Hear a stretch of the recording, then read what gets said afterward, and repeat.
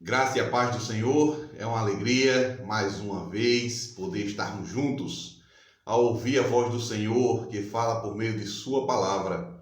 Hoje iremos ler o capítulo 6 do profeta Isaías, capítulo 6, versículo 1. Iremos ler o verso e iremos destrinchá-lo um pouquinho, certo? Mas iremos começar uma nova lição essa semana, iniciando de hoje, onde tem o título Crise de liderança.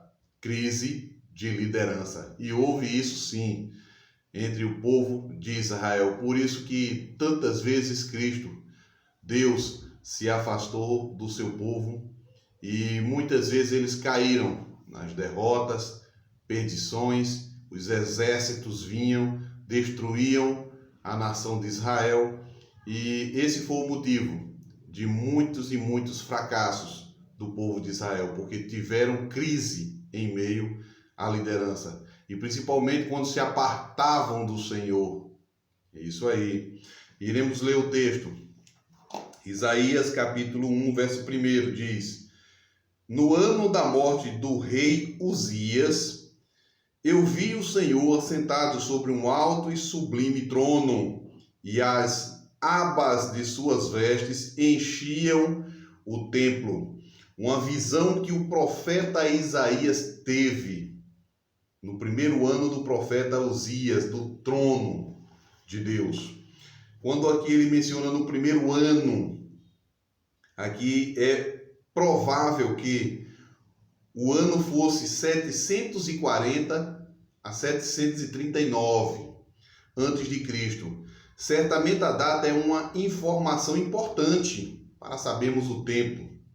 No ano em que Uzias encerrou o seu longo reinado de 52 anos, o Senhor concedeu uma visão ao jovem Isaías, confirmando seu chamado para o ministério profético, e lhe deu uma mensagem de reprovação para Israel. A época era de perigo e crise. O grande rei assírio Tiglat-Pileser III tinha subido ao trono em 745. Olha mesmo, entre 5 a 6 anos ele já estava reinando. E quase de imediato começou uma série de campanhas que levaram a conquista da maior parte da Assíria Oriental. Em 745, ele marchou contra a Babilônia. Em 744, invadiu o território no nordeste da Assíria. E entre 743 a 738, fez campanhas anuais contra o noroeste. Em seus registros, esse Tiglat-Pileser menciona com frequência o rei Uzias de Judá, que era evidentemente o líder da resistência contra a agressão assíria entre os países da região mediterrânea da Assíria.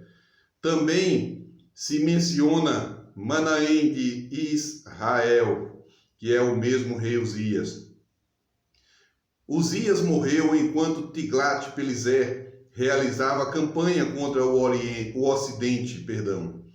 O homem que tinha resistido fortemente à Síria não resistia mais. Qual seria então o destino de Judá? Todo o mundo cairia nas mãos do exército assírio. Por causa de seus pecados, o professo povo de Deus tinha perdido a proteção divina. O poderio assírio parecia invencível e era apenas uma questão de tempo até que Judá fosse derrotado e a Assíria controlasse o Oriente Médio. No finalzinho do texto aqui, do primeiro verso, fala: e as abas de suas vestes enchiam o templo. Então, o Senhor assentado sobre um alto e sublime trono. Esta manifestação da glória divina ocorreu quando Isaías visitava os sagrados recintos do templo. Deus pretendia que Isaías tivesse uma visão mais ampla do que a proporcionada pelo contexto político. Deus queria que ele soubesse que, a despeito de todo o poder da Assíria, ele era supremo em seu trono e estava no controle de tudo. Amém? Moisés teve uma visão semelhante de Deus em Êxodo 24:10. Mas de um século antes da época de Isaías, o profeta Micaías viu o Senhor sentado sobre seu trono e ao seu lado os exércitos do céu. 1 Reis, capítulo 22, verso 19. Na primeira parte do reinado de Uzias, Amós também viu o Senhor em pé do lado do altar, no átrio do templo. Amós 9, verso 1. Mais tarde, durante o cativeiro babilônico, tanto Daniel 7, verso 9, quanto Ezequiel, em Ezequiel 1, verso 1 e 10, de 1 a 5, tiveram visões do Senhor em seu trono, assim como João na ilha de Pátimo, capítulo 4 de Apocalipse, do versículo 1 ao 6, quando perigos cercaram o povo de Deus e os poderes das trevas pareciam prestes a prevalecer, Deus convida seus fiéis a olharem para ele. Amém?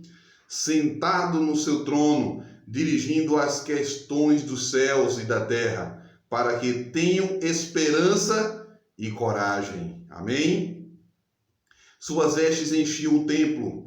Quando teve a visão, Isaías estava orando no átrio do templo.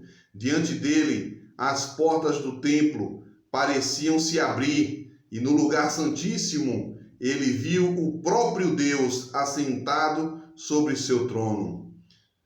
Em hebraico, Rekal, palavra em geral usada para designar o templo, o designar como o templo ou palácio do grande rei dos céus.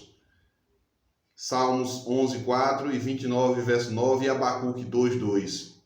As vestes são a infinita glória de Deus. João aplica essa visão a Cristo e quando vemos João 12:41, lá menciona esses detalhes.